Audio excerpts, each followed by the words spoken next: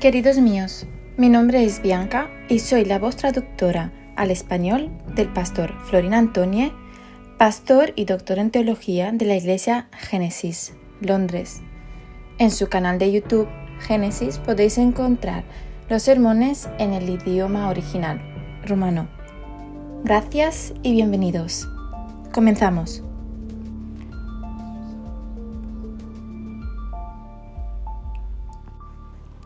La paz sea con vosotros. Que Dios os bendiga allí donde estéis. Estoy feliz y privilegiada de estar juntos, de estar esta bonita tarde de otoño, ahí donde podemos estar en comunión unos con otros y al mismo tiempo con nuestro Señor Jesucristo. Os doy la bienvenida a la Iglesia Génesis. Os invito a inclinarse con cariño y motivación, con voluntad, hacia la palabra de Dios. Porque juntos vamos a intentar entender hoy la aplicación práctica de lo que hablamos el domingo pasado, cuando comenzábamos con el famoso versículo de 1 Corintios 4:1, ahí donde se nos decía cómo debemos nosotros ser vistos, percibidos y mirados por todos aquellos que nos rodean, en concreto, como seguidores, siervos de Cristo y conocedores de sus misterios. En el momento oportuno hemos comenzado el camino hacia una nueva serie. Hablaremos acerca de los misterios del reino de Dios, las 7 parábolas de Mateo capítulo 13. Expliqué detalladamente cómo el Señor Jesucristo tuvo un punto de inflexión en su retórica, en el modo en el que Él presentó los aspectos divinos destinados al entendimiento de todo el mundo. ¿Os acordáis? La gente lo rechazó. Rechazó a Jesús porque no querían, no deseaban comunión con Él. Los fariseos y los escribas, los sabios de aquellos tiempos, por un lado lo rechazaron y por otro lado trataron de usar sus propias palabras en su contra. Nuestro Señor empezó a hablarles exclusivamente en parábolas. He aclarado muy bien el modo en el que, desde ese momento, todo lo que se ha dicho acerca de su reino han sido misterios ocultos, de tal modo que solo los elegidos podrán entenderlos. Aclaré este aspecto sobre el hecho de que las parábolas, que normalmente deberían ser mecanismos en la teoría de la comunicación, o sea, mecanismos que ayuden a entender una enseñanza, un mensaje o una teoría, esta vez nuestro Señor Jesús las usó para ocultar sus misterios. Dejé claro que estos misterios eran, en este caso, los componentes o la información sobre el reino de Dios que está por venir y que ha empezado a manifestarse al mismo tiempo que la llegada de Jesús en el mundo, bajo aquello que denominamos la mentalidad del reino, la cultura del reino en la práctica de la Iglesia. En un futuro cercano, cuando la historia termine, esta será presentada físicamente en un reino donde el rey será Jesús. Hoy hablaremos sobre la aplicación práctica. ¿Y qué podemos entender nosotros de aquí? ¿Cuáles son las trampas en las que peligra hundirse el cristianismo contemporáneo? A menos que ya esté con un pie en este barro, refiriéndome aquí a un concepto que en realidad se llama religiosidad. El título del que partimos hoy es atrevido. En concreto, el peligro de la religiosidad en tu vida de creyente, en mi vida de creyente. Si hoy tuviera que empezar con una pregunta, a lo mejor sería, ¿cuál es la prioridad fundamental en la vida de un creyente auténtico? Una pregunta que también deberías hacerte a ti mismo. Porque con esta respuesta tu vida como cristiano cobrará sentido. O justamente al contrario, se tornará oscura y girará sin control.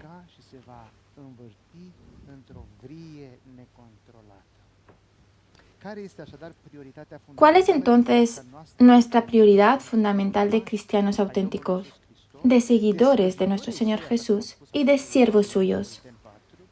Tal como dijo el apóstol Pablo en 1 Corintios 4, de conocedores de sus misterios. La respuesta está, de alguna forma, en la expresión de nuestro Señor Jesús, que en Mateo capítulo 6 nos envía un consejo que atraviesa el espacio y el tiempo y todavía, a día de hoy, se escucha con claridad innegable. Cito, busquen primero el reino de Dios y todas estas cosas les serán añadidas. Buscad primero el reino de Dios, el reino de los cielos, nombrado en otro contexto. Todo se entrelaza con nuestro tema, con el macro sujeto que vamos a tener a partir de ahora a disposición, y es los misterios del reino, los elementos escondidos del reino de Dios. Hoy arrancamos desde esta motivación activa. Buscad. Daros cuenta que, digamos, esta simbiosis de ideas, de todo lo que dice nuestro Señor Jesús, implica actividad de nuestra parte. Que busquemos, que nos esforcemos, que nos motivemos, que insistamos, que perseveremos. Así pues, primero buscar. Este término en griego, protos, no es un término que necesariamente se refiere a un orden numérico lógico. Primero, segundo, tercero, etc. Protos es un concepto que declara, define y subraya un elemento fundamental, en otras palabras, de importancia máxima. Podría denominarlo el epicentro del problema, una quintesencia, una teoría, una estrategia o un paradigma. Así pues, buscad con la certeza que el reino de Dios es el elemento fundamental de nuestras vidas. Y con el reino de Dios, en una perfecta simbiosis de ideas, hay otro concepto, su justicia. El reino y su justicia. Dikaiosune en griego, lo que en rumano se ha traducido como puro, casto, sin pecado, es más bien justicia.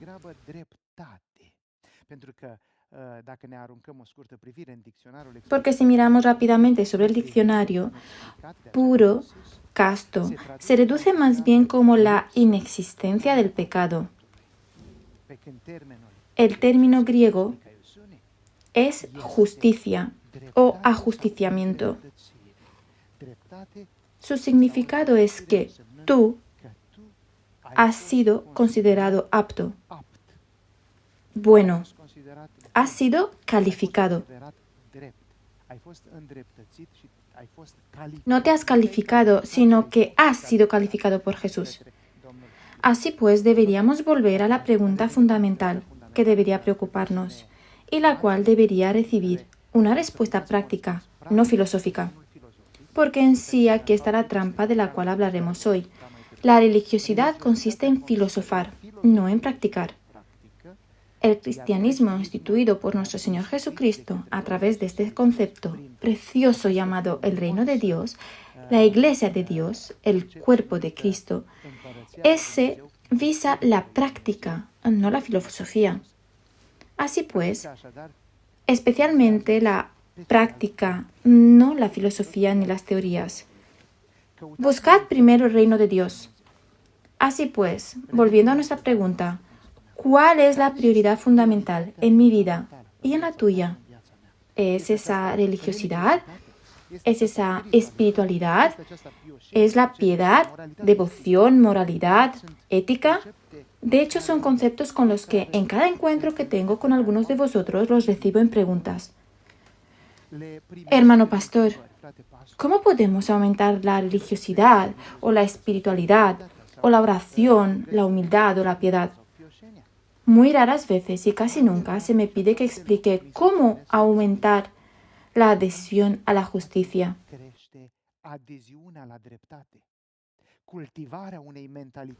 Cultivar una mentalidad de justicia. Ser justo en la vida cotidiana.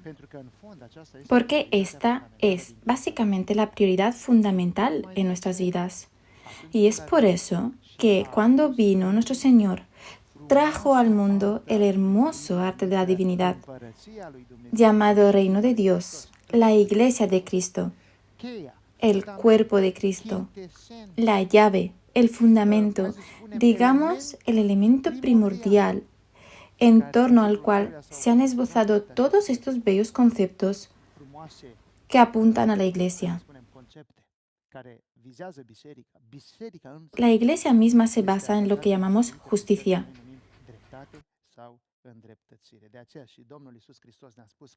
Por eso nuestro Señor Jesucristo también nos dijo: buscad ante todo la justicia y el reino de Dios, o el reino de Dios y la honestidad, o su justicia, y todo lo demás vendrá solo, o será añadido. Tenemos que aclarar desde el principio y entender una peligrosa trampa en la que tendemos a caer.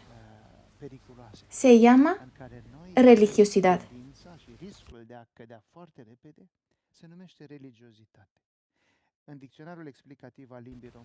En el diccionario explicativo de la lengua rumana se traduce como un profundo sentimiento religioso de devoción, piedad y reflexión.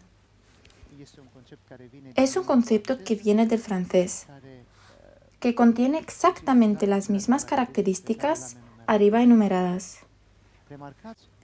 Pero prestad atención a un aspecto extraño, porque a primera vista podemos decir que la religiosidad es buena, porque necesitamos un sistema profundo de religión, de devoción, de piedad. Solo que la religiosidad no está necesariamente enmarcada en la divinidad, en el Dios de Israel, Abraham, Isaac y Jacob. Un budista puede ser religioso y sufrir de la religiosidad. Un musulmán y un hindú. Aunque te cueste creer, hasta un ateo.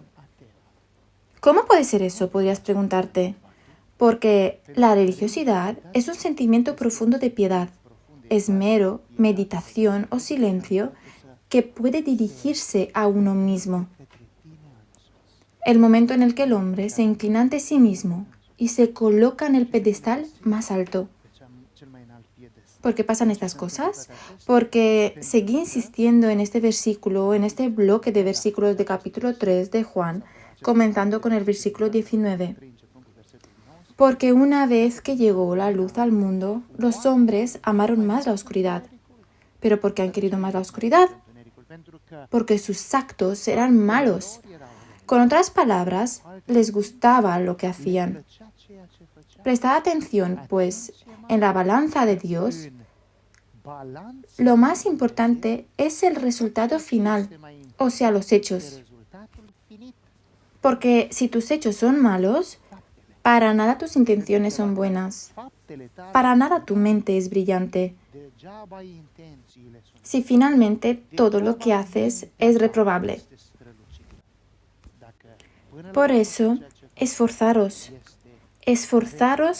a seguir los pasos del Señor Jesucristo, que hizo todo lo posible y logró llevar una vida pura. Por supuesto, aquí podríamos abrir otra discusión. No podremos vivir una vida perfecta simplemente porque estamos tan arraigados en el pecado, pero al menos esforzaros. Y bien, queridos de nuestro Señor Jesús, ¿por qué hemos recordado estas cosas? Repito, estamos en una serie de sermones en los que aclararemos pausadamente las 7 parábolas del reino, lo cual no hará más que describirles la mentalidad, la cultura, las prácticas, el nacimiento, el desarrollo, el taponamiento y lamentablemente el declive de lo que llamamos la Iglesia. Ahí discutiremos detalladamente cuáles son las prácticas reales, cuáles están en la voluntad del Señor Jesucristo, su buena voluntad, agradable y perfecta para cada uno de nosotros, para los demás, para nosotros como cuerpo del Señor de Jesucristo, en una relación perfecta entre nosotros, en relación con el mundo y cómo nos relacionamos con él. Ahora, aquí hay matices. Tenemos que mencionar una cosa de la que hablamos también el domingo pasado. el hecho de que la persecución nunca vendrá de afuera, sino de adentro. Los que llamamos nuestros seminaristas corren el mayor riesgo. Corren ese riesgo porque desafortunadamente practicarán exactamente lo que hicieron antiguamente los fariseos y los escribas. Recuerden este concepto, fariseos y escribas, porque de ello trataremos de ahora en adelante. Ahora, la condición para regresar a ser parte o miembro del reino de Dios está escrita por el mismo Señor Jesús en Mateo 5, versículo 20.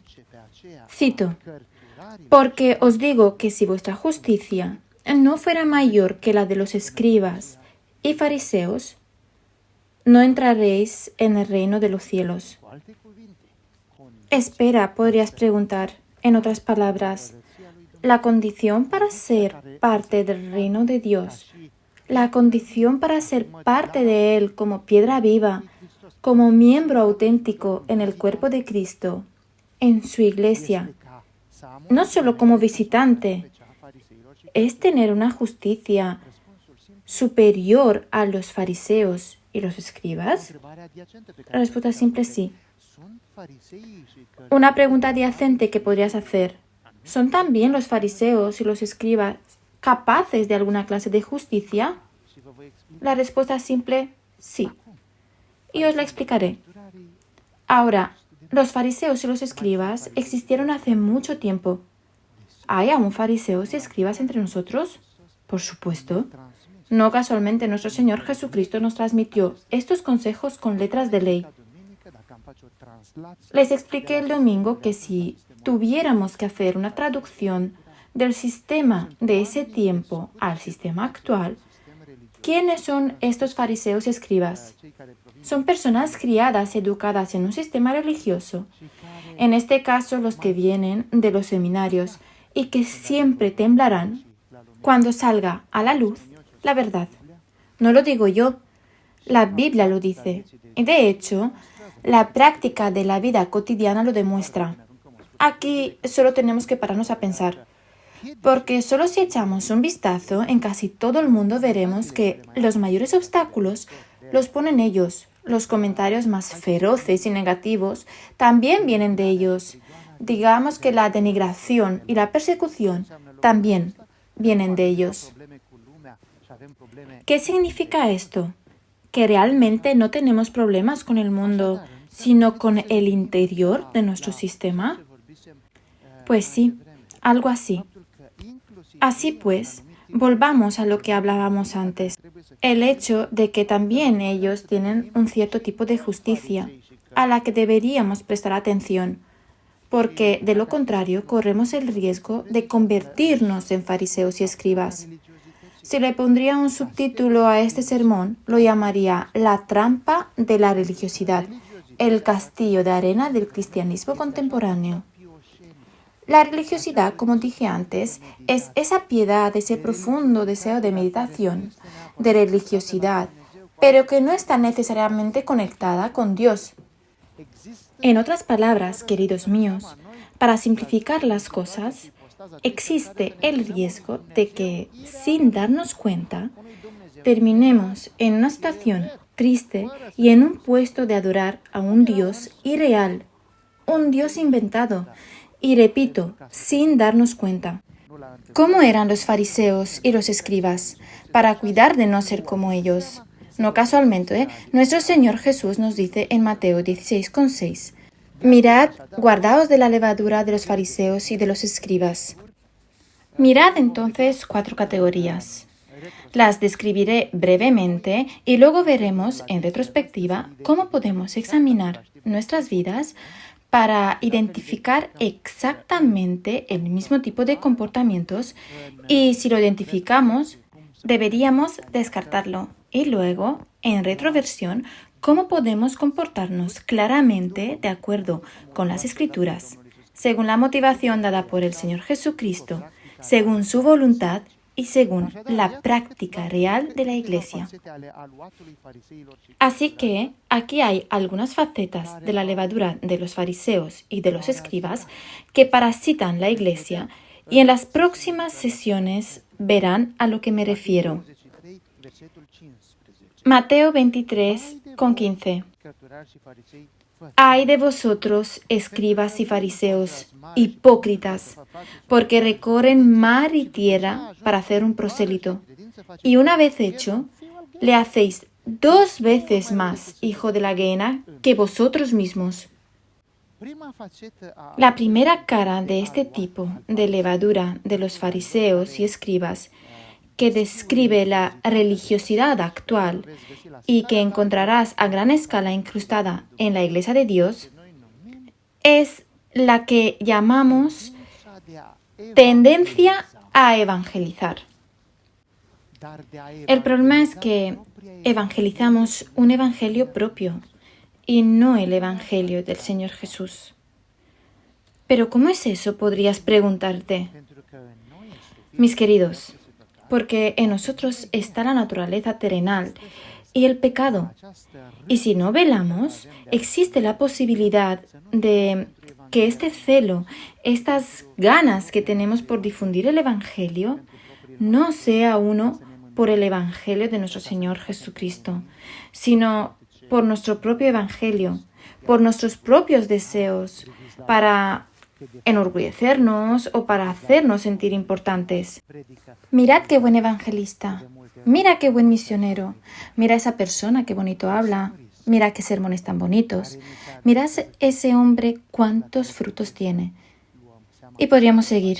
Es un riesgo que está dirigido a cada uno de nosotros y que debemos tener en cuenta porque los fariseos y los escribas, según el versículo 15 de Mateo 23, fueron excelentes evangelistas. De hecho, a nosotros nos pueden hacer avergonzar hoy en día. Ellos estaban listos para recorrer cielo y tierra por un solo compañero.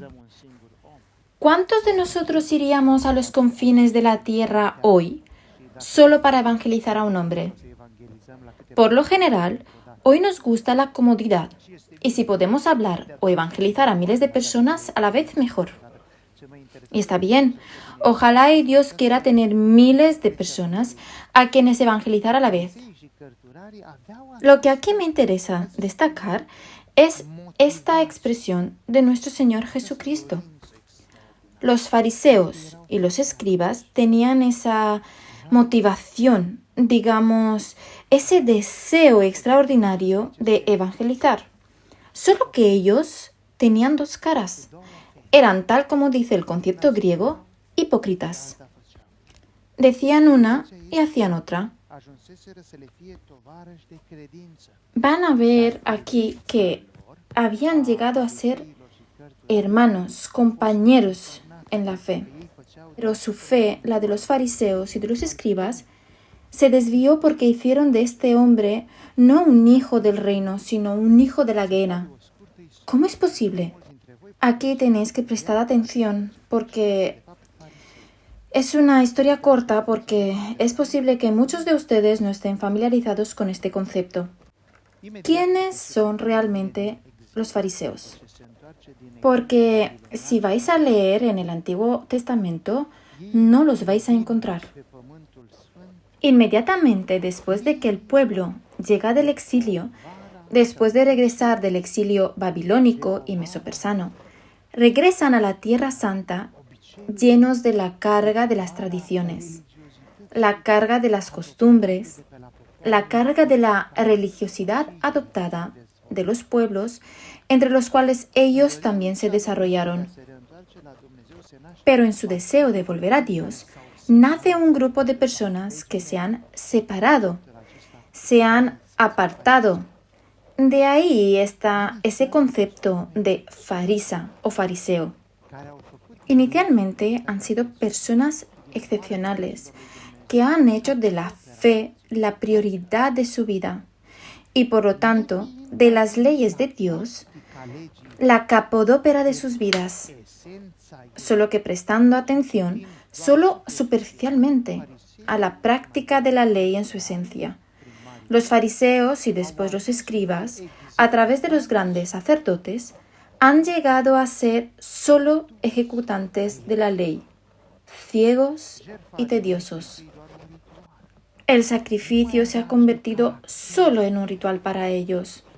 Dejó de tener ese carácter misterioso, oculto, espiritual, y se convirtió solo en un mero ritual. Voy a la iglesia, vuelvo de la iglesia. Voy a la iglesia otra vez, vuelvo otra vez.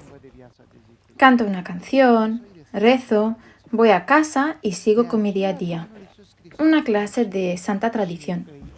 Por eso, el Señor Jesucristo les explica el siguiente aspecto. Fariseos y escribas, realmente cuidan, guardan, conocen, obedecen la ley y lo hacen bien respetándola, solo que la practican mecánicamente.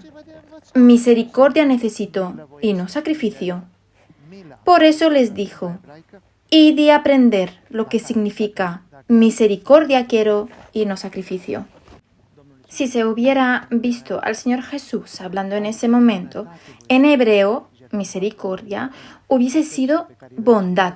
De hecho, el texto que cita del Antiguo Testamento es buena voluntad y no sacrificio. En otras palabras, ofrecieron sacrificios, guardaron el Sabbat, trajeron diezmos, pero lo hicieron mecánicamente y llegaron a convertir la ley de Dios en una ley personal, la verdadera religión de Dios en una religiosidad humana, en la que reverenciaban el nombre de Dios, pero lo hacían para sí mismos, para engrandecerse o, por qué no, reverenciar a otras personas.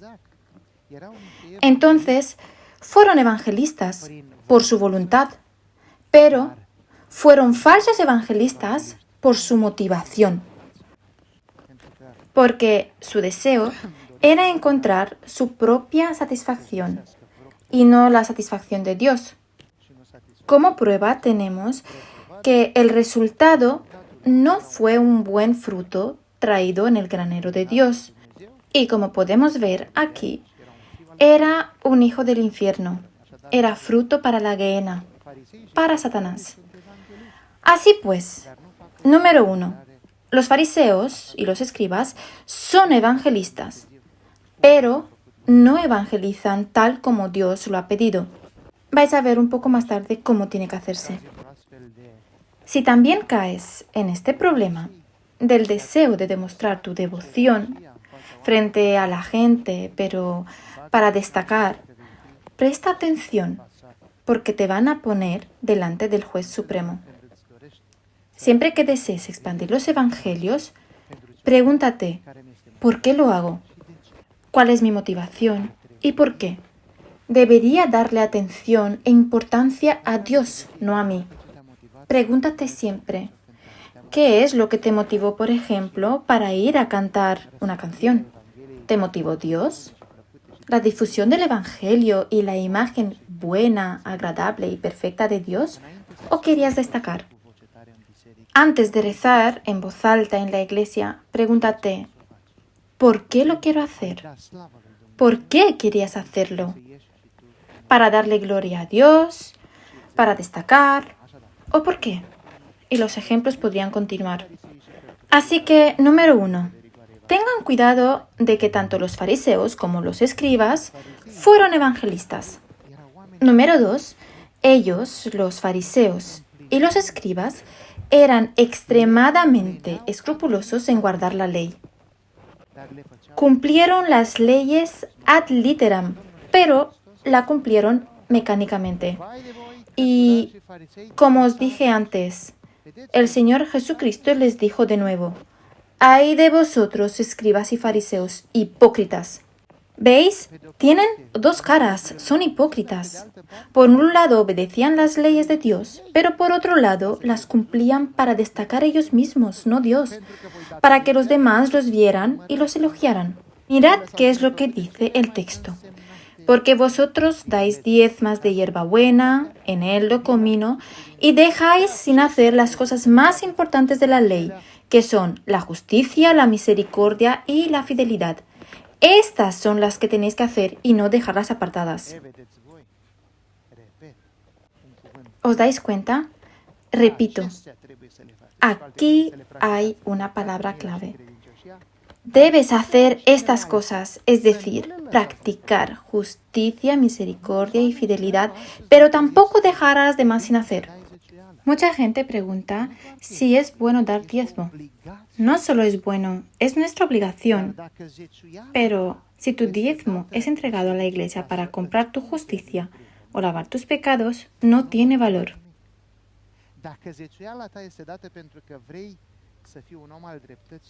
Si tu diezmo es dado porque quieres ser un hombre de justicia, porque eres un hombre de bondad, porque eres un hombre de fidelidad, entonces será bien recibido. Alguien me preguntó, ¿qué pasa si doy mi diezmo a las personas enfermas y no lo llevo a la iglesia? Mis queridos, eso no es diezmo. La 10ª parte conforme la ley, y son reglas firmes y claras y está escrito en la Biblia, va a la casa de Dios. Lo que llevas a los enfermos, a los ancianos, se llama donación voluntaria. Hay una gran diferencia entre estas dos cosas. Hay gente que no lo sabe y tal vez se ha hecho un lío porque no lo sabían y es comprensible porque son cosas legislativas y muy tupidas y hay que explicarlas bien. Los fariseos y los escribas sabían exactamente lo que tenían que hacer. Si, por ejemplo, un dato curioso, enfrente de su casa encontraban un mechón de menta y veían que hay 15 ramitas de esa menta, se llevaban media ramita al templo para asegurarse que incluso de esa menta daban el diezmo.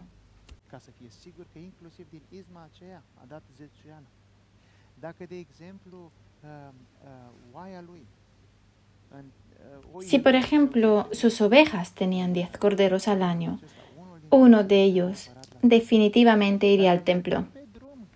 Si iban caminando y encontraban una libra, definitivamente irían y llevarían 10 peniques al templo para estar limpio.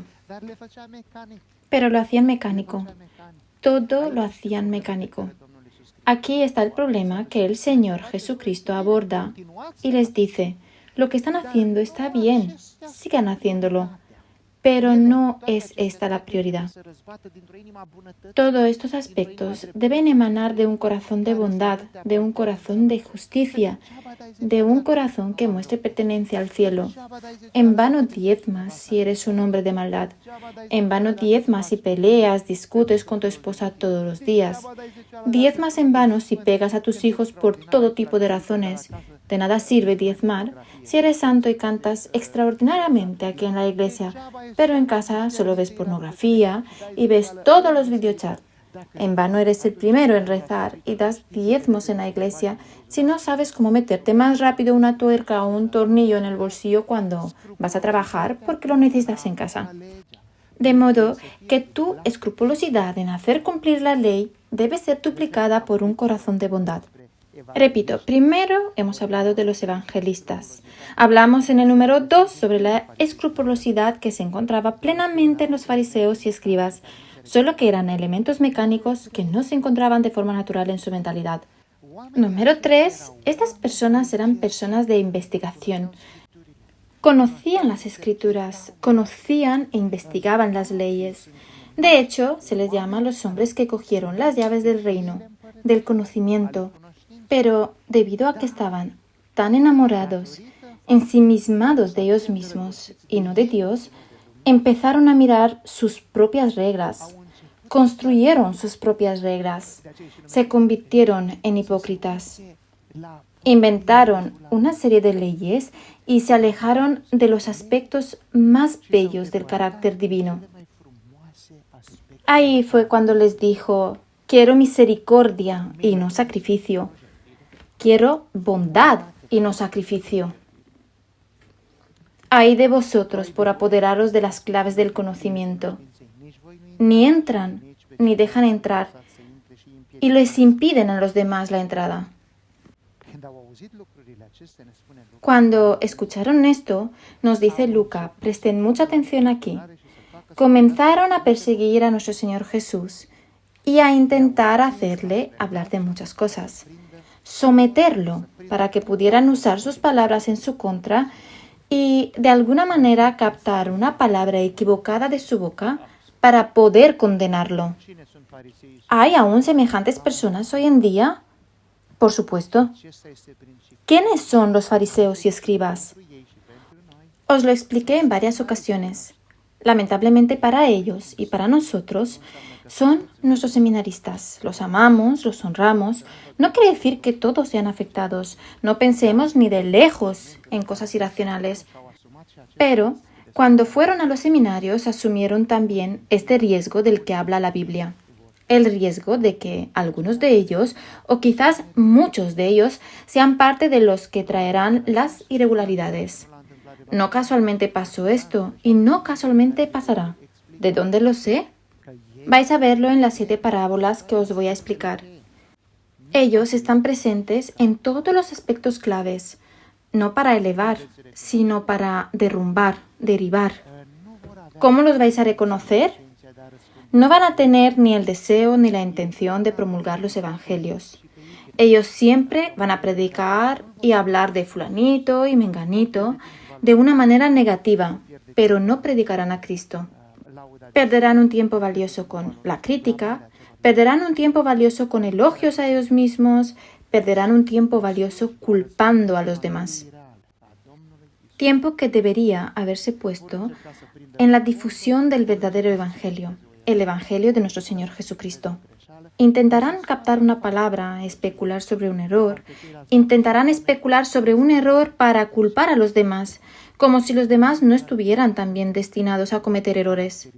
No es casualidad que el Espíritu Santo nos ha caracterizado todas estas cosas para que las reconozcamos y cada vez que las veamos las evitemos. ¿Por qué? Porque de lo contrario caeremos en la trampa de la religiosidad. Estas personas son de hecho religiosas, pero no creyentes centrados en nuestro Señor Jesucristo. Ellos practican la teología de los candados cerrados. Entonces, número 1, ellos son evangelistas. Número 2, son personas extremadamente escrupulosas.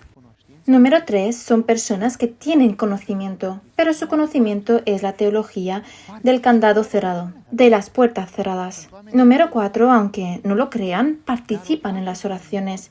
Son personas que rezan, pero lo hacen de una forma distorsionada.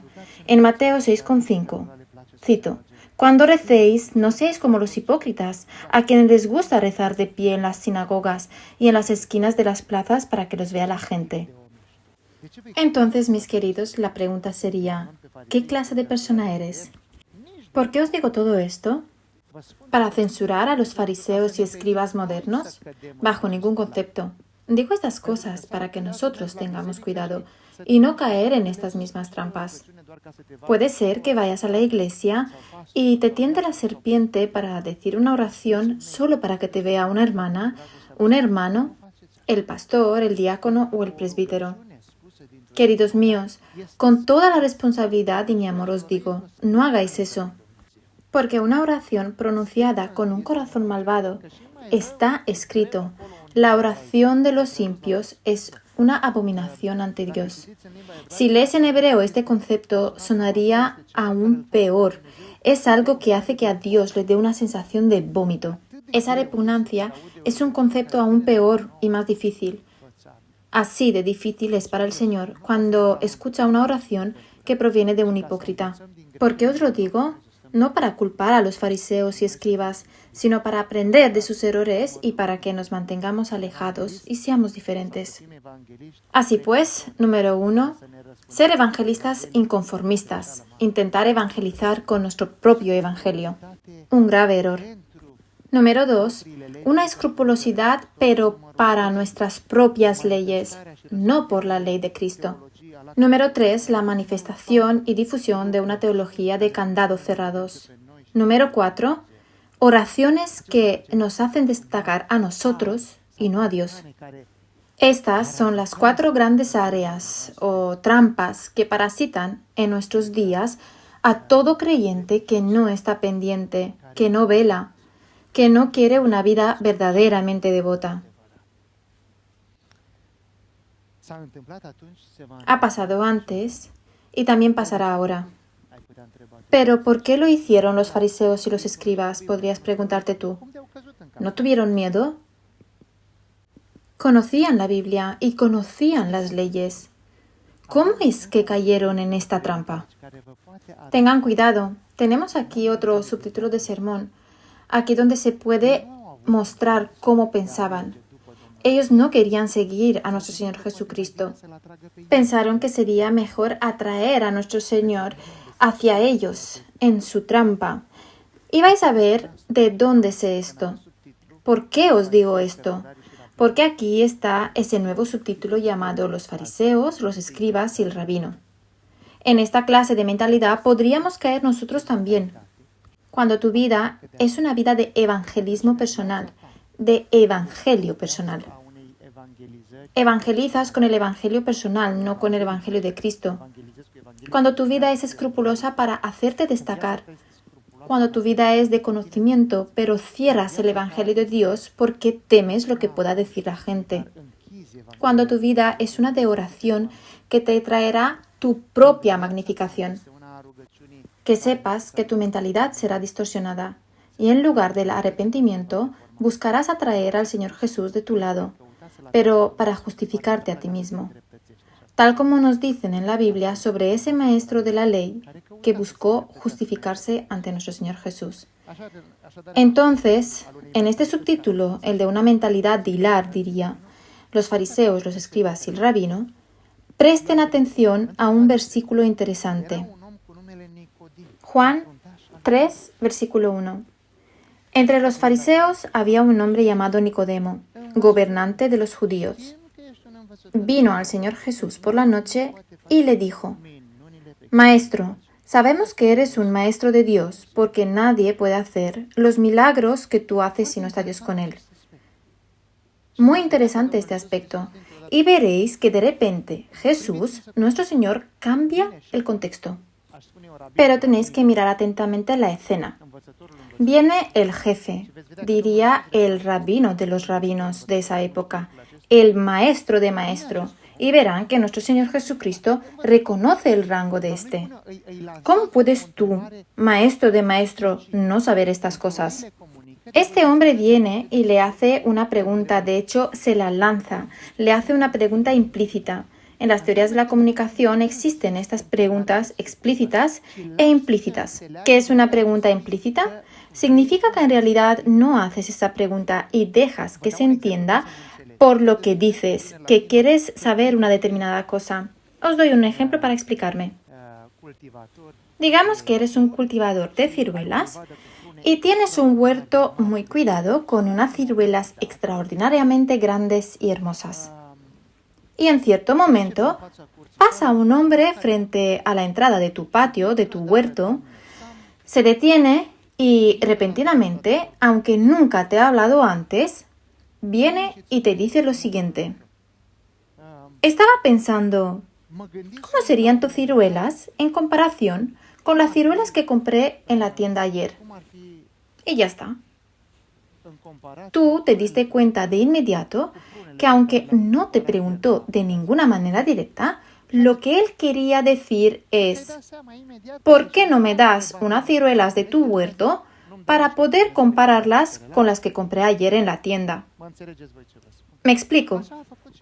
Nicodemo igual, pero en realidad, mire su pregunta implícita aquí. Maestro, sabemos que eres un hombre que viene de Dios. Por cierto, ¿veis que ellos no se pueden quitar la culpa? Cuando intentaron atraparlo, ellos sabían quién era nuestro Señor Jesucristo. Estas personas conocían las Escrituras, estas personas conocían la Biblia, pero no lo quisieron. ¿Pero por qué no lo quisieron? Pues porque no estaba conforme con su nuevo estilo. Si lo hubieran recibido entre ellos, eso es lo que Nicodemo está intentando hacer aquí, lo estaba invitando entre ellos. Jesús los habría bajado de los pedestales que ellos mismos se habían construido. Maestro, sabemos que eres, si no fuera Dios contigo. Sabemos que eres, en otras palabras. Maestro, ¿por qué no te unes a nosotros? Porque ya sabemos quién eres, qué eres. Cuidado con lo que nuestro Señor Jesucristo responde aquí, porque aquí nuevamente te das cuenta de esa pregunta implícita. Que en el momento en el que se comenta, digamos, sobre las ciruelas, el Señor Jesucristo le da la réplica. Como respuesta, Él le dijo, de cierto os digo que el que no nacerá de nuevo no puede ver el reino de Dios.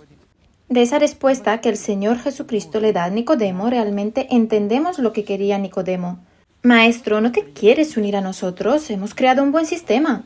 Ya no te perseguiremos, ya no te probaremos, ya no te persuadimos. Hacemos las paces, hacemos un armisticio, un tratado de paz. Estas cosas son las que mejor manejan los judíos. Se vuelven hermanos contigo hasta que te quitan todo y luego te dejan en paz. Podría haber dicho, Señor Jesús, ¿no vienes con nosotros? Y el Señor le contestó, de cierto os digo, que el que no naciere de nuevo no puede ver el reino de Dios. En otras palabras, Nicodemo, hasta que tú no naces de nuevo, y luego explica lo que es ese nacimiento de nuevo, prácticamente una renovación total de la mente. Nicodemo, hasta que tú no renuevas tu mente, tú no puedes entender lo que yo hago. Tú no me puedes llamar para que vaya contigo. No puedes venir a mí de una forma mecánica. Hasta que tu mente no entienda, no me puedes llamar para hacer no sé qué. Tú debes practicar. Tú debes nacer de nuevo. Para hacer esas cosas, tienes que aprender la cultura del reino de Dios. ¿Y qué es una cultura? La cultura es ese dote, esa herencia espiritual y cultural que conlleva en ella todos los valores, las tradiciones, la actitud, todo el comportamiento, todas las preferencias que tiene un pueblo, una sociedad o un grupo de individuos.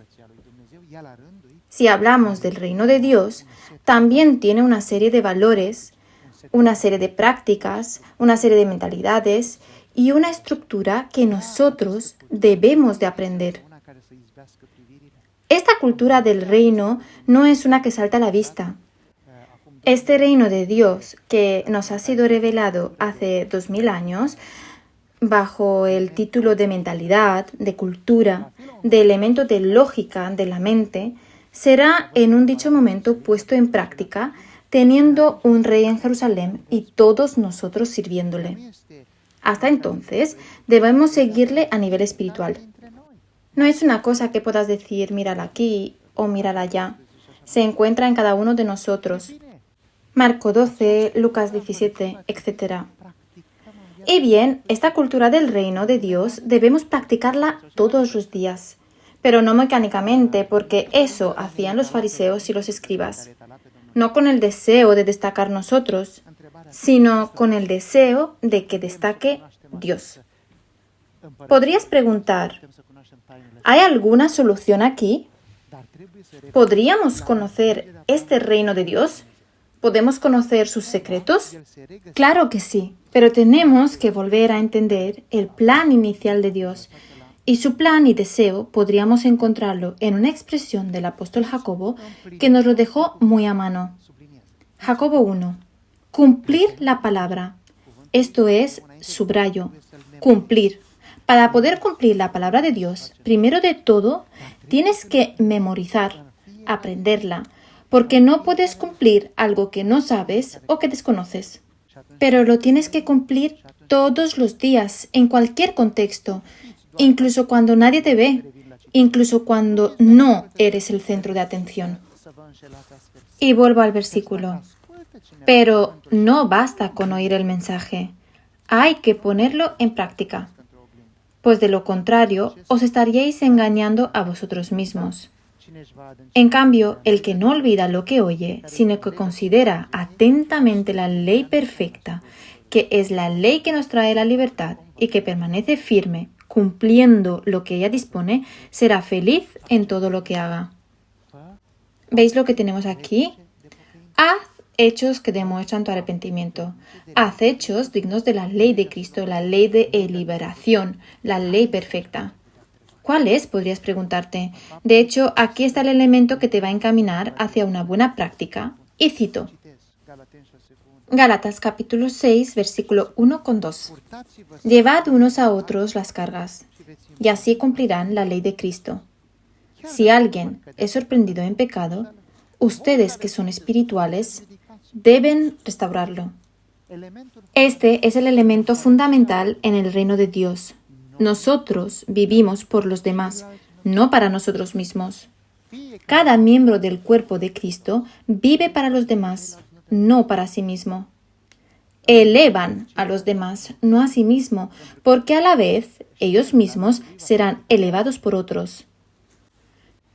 Volvemos a los 4 puntos anteriores que los fariseos también los practicaban, pero los practicaban erróneamente. Siempre que seas un buen evangelista, pero para evangelizar el evangelio personal, que te magnifique a ti y no a Cristo. Mientras seas escrupuloso, pero esa escrupulosidad sea una mecánica a la que le falta la empatía hacia los demás, tú estás en el lado equivocado.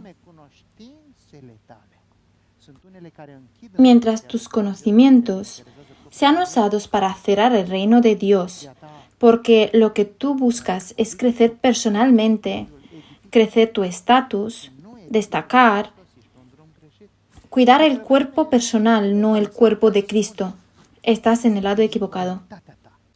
Mientras tus oraciones o tu espiritualidad está orientada hacia ti, no hacia Cristo, estás en el lado equivocado. ¿Por qué digo esto? Porque la práctica que surge, sale, emana y se expresa de la mentalidad de un auténtico creyente es cumplir la ley de Cristo. Llevad las cargas unos a otros. Después, número 2, es ser sal y luz.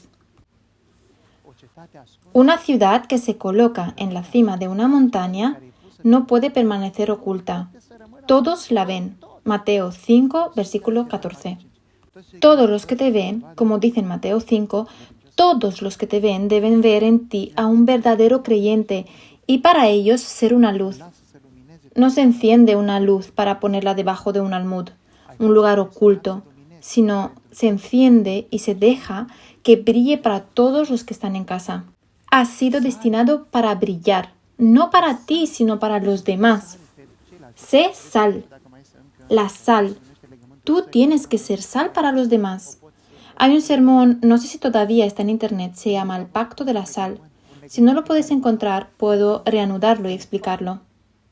Dios ha hecho un pacto con nosotros, un pacto por el cual seríamos sus ayudantes. De hecho, allí hay un gran mandamiento en Mateo 28,19. Por tanto, id y hacer discípulos en todas las naciones, bautizándolos en el nombre del Padre, del Hijo y del Espíritu Santo, enseñándoles que guarden todas las cosas que os he mandado. Ese guarda no es el concepto de, por ejemplo, encerrar un doblón de oro en un cofre. Tengo una moneda de oro y la guardo para que los ladrones no me la roben. Ese guarda se traduciría poner en práctica ad literam el mandamiento que se les dio. Por eso dice, bautizad, haced discípulos, pero enseñarles a guardar, a poner en práctica. Bueno, ¿cómo puedes enseñarles a ponerlo en práctica si tú no conoces la práctica? Entonces, ¿veis aquí? Necesitamos en el reino de Dios la práctica del reino. Y esta práctica se basa en el conocimiento, pero en el conocimiento de Dios y no en el que se han inventado los hombres. Se basa en el deseo de llevar y enseñar los evangelios hasta los confines del mundo. ¿Pero cómo? En la ley de Cristo. No como los fariseos y escribas, que también eran evangelistas. Ellos iban hasta los confines del mundo para encontrar un compañero de viaje, de fe, una fe errónea que llevaba hasta la Gehenna. Era una fe que no llevaba al reino de Cristo. Enseñad todos mis mandatos. Yo estoy con vosotros todos los días hasta el final de los tiempos. No voy a estar con vosotros, no vendré de visita. Yo estoy con vosotros.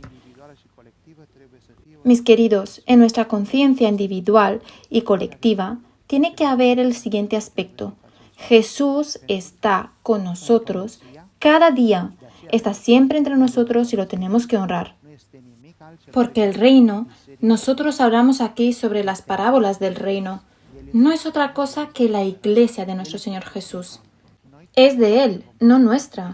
Él es el amo, el soberano, Él es el propietario. Todo lo que pondremos en práctica es su voluntad y nuestro logro también es a través de su motivación. Hoy aprendimos la lección práctica de lo que comentamos el domingo pasado y a partir del próximo domingo sumergiremos nuestros pensamientos y miradas en las 7 parábolas. En resumen, les recuerdo que en el momento en el que empezaremos a exhibir las parábolas frente a ustedes, verán que delinean un panorama de la Iglesia. Básicamente, la evolución de la Iglesia desde que nació hasta el momento en el que será llevada a casa. Si estas parábolas se hubieran puesto en un orden completamente diferente al que están, no hubiéramos llegado a las conclusiones a las que hemos llegado. Estar ordenadas de la forma en la que las podemos encontrar en la Biblia, así como en la sincronización con las 7 iglesias a las que se dirige el apóstol Pablo en sus epístolas, y también estas 7 parábolas están en paralelo con las 7 cartas del Señor Jesucristo de Apocalipsis, los 3 primeros capítulos que también están dispuestos en un orden perfectamente lógico. Ahí te das cuenta que las consecuencias son demasiado grandes, si no fuera, para hablar del panorama de la historia de la Iglesia.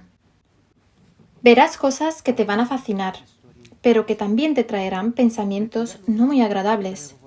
Te removerán y te molestarán porque verás una realidad difícil en la que la Iglesia nació y creció de forma natural hasta un cierto punto.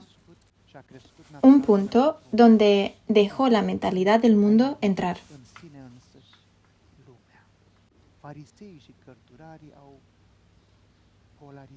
Los fariseos y los escribas la polarizaron. Los fariseos y los escribas de entonces, los fariseos y los escribas de hoy, la dividieron entre ellos, echando a suerte sus posesiones. La llevaron a la decadencia y vais a ver qué pasará cuando termine este panorama. Nuestros tiempos de hoy en día. En resumen, hoy les he presentado el elemento práctico de los misterios del reino de Dios. Les expliqué el domingo por qué secretos. Porque los hombres amaron más las tinieblas que la luz. Sus actos eran malos y en lugar de buscar al Señor Jesucristo y pedirle ayuda, consejo y luz, tratamos de cambiar sus palabras para hacer de la ley de Cristo nuestra propia ley, una ley personal. Debido a estos aspectos, se nos tendieron unas trampas que hoy hemos desarrollado aquí. Es decir, una falsa actitud de evangelización, de difusión del Evangelio, una falsa escrupulosidad, una falsa acumulación de conocimiento que además cerrará el reino a los demás. Una participación falsa en la adoración, alabanza y espiritualidad a través de la oración y la adoración directa a Dios. Nosotros deberíamos ser diferentes. Y concluyo como comenzamos. Debemos ser, como dijo el apóstol Pablo. Cito, así es como debemos ser vistos, percibidos y mirados nosotros como verdaderos servidores de Cristo y como hábiles administradores, maestros de sus misterios. ¿Qué es lo que se requiere de los administradores? Que cada uno se encuentre concienciado en la obra que se le ha confiado. Que Dios os bendiga. La bun sfârșit și această predică. Îți mulțumim pentru că a fost densă și au fost informații prețioase. Ajută-ne să le punem în practică, Doamne. Să nu rămânem doar filozofii acestei lumi. Să nu rămânem doar la statutul de învățați care nu pun în practică, ci din contră, viața noastră să debordeze, să abundeze, să transpară dintr-o viață de practicanți ai Evangheliei. Îți mulțumim pentru că ai fost cu noi, pentru că ești un Dumnezeu minunat. Îți mulțumim, Doamne Iisuse și Duhul Sfânt, pentru că sunteți cu noi până la sfârșitul veacului. Amen.